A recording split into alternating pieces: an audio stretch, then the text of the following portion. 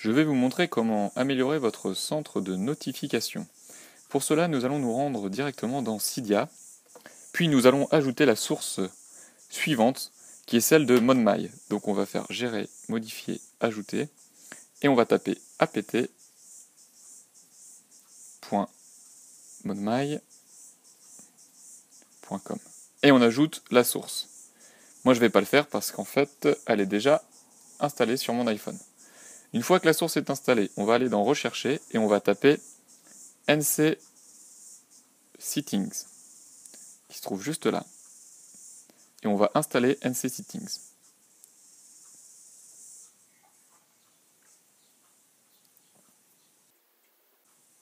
Une fois qu'NC Settings est installé, on nous demande de relancer le Springboard. C'est ce que nous allons faire maintenant. Voilà, le Springboard vient de se relancer, donc on déverrouille notre iPhone, on va dans le centre de notification et on constate qu'il n'y a aucune nouveauté. C'est normal. C'est parce que NC Settings n'est pas activé. C'est pourquoi on va aller dans Réglages, puis dans Notification. Et ici, on va aller chercher donc NC Settings et on va cliquer sur Activer dans le centre de notification.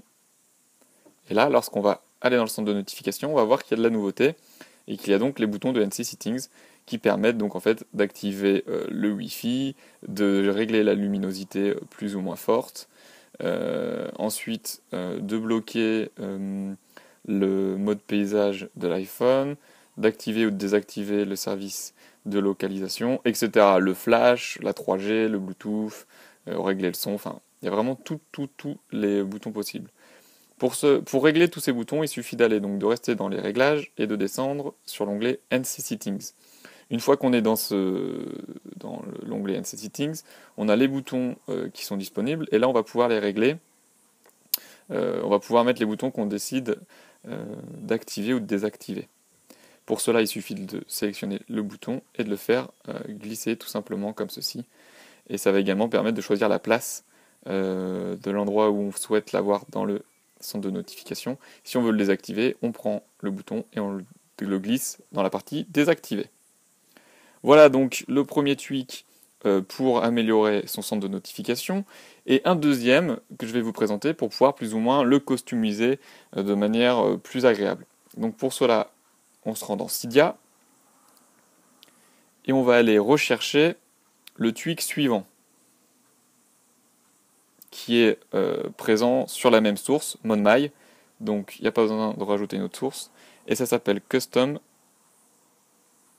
Background, je crois que c'est accroché d'ailleurs, non, pardon, Custom NC Background, il est juste là, hop. Donc j'installe ce tweak, et là on nous demande également de relancer le Springboard, donc je relance le Springboard. Voilà, le Springboard vient de se relancer.